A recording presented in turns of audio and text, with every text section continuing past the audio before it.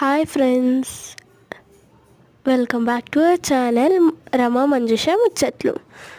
అయితే ఈరోజు ఈ షార్ట్లో వచ్చేసి నేను ఒక ట్రిక్ చెప్పబోతున్నాను. అదేంటంటే, మనందరం అన్నం చేసుకున్నాక సాధ్యమైనంత వరకు అందరూ గంజి వంపుతారు.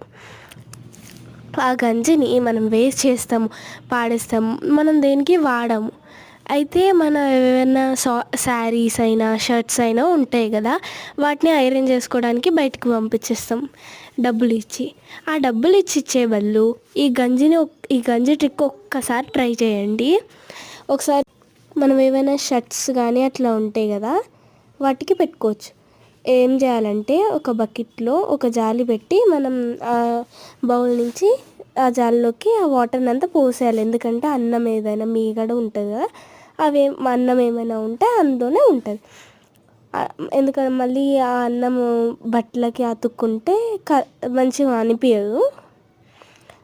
తర్వాత కొంచెం వాటర్ వేసుకోవాలండి. ఒక టీ కప్ అయితే చాలు, కొద్దిగానే లైట్గా. ఇప్పుడు మనం వాష్ చేసి పెట్టుకున్న శారీ అయినా షర్ట్స్ అయినా ఉంటాయి కదా, అవి వేసుకొని దాంట్లో ఇట్లా ఒక 2-3 సార్లు ఇట్లా ఒత్తితే ఆ క్లాత్కి మొత్తం వాటర్ అనేది పీల్చుకుంటుంది కదా, అప్పుడు మంచిగా ఉంటుంది మొత్తం.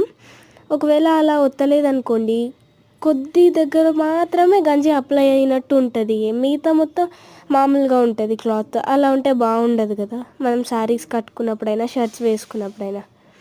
అందుకు ఇప్పుడు ఆ వాటర్ అంతా పీల్చుకునే వరకు ఒత్తాలి. తర్వాత దాన్ని నీట్గా కాసేపు ఒక హ్యాంగర్ మీద ఆరేసుకోవాలి.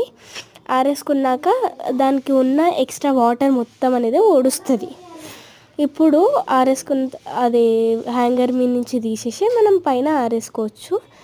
ఏదైనా పెద్ద ఏరియా ఉంటే దానికి 2 దండలు ఉండేటట్టు చూసుకోండి. ఒక దాని మీద ఒక ఎండ్ ఆఫ్ శారీ వేసి ఇంకొక ఎండ్ ఆఫ్ శారీ ఇంకొక దండ మీద వేసుకోవచ్చు. ఇలా అయితే ఫాస్ట్గా ఆరిపోతుంది. ఎండ తక్కువగా ఉన్నా కానీ శారీ అనేది తొందరగా ఆరిపోతుంది. ఇంకా ఆరిన తర్వాత మనం ఐరన్ చేయించుకోవాల్సిన అవసరం ఉండదండి దీనికి. ఇంట్లోనే మనం అన్నం అనేది రోజు తింటాం కదా, ఆ రైస్ తోటే పెట్టుకోవచ్చు. ఇలాంటి ట్రిక్స్ మరిన్ని కావాలంటే మా ఛానల్ని సబ్స్క్రైబ్ చేసుకొని షేర్ చేసి లైక్ చేయండి. మరిన్ని ట్రిక్స్ కోసం కామెంట్ చేయండి. సరే, బాయ్ ఫ్రెండ్స్.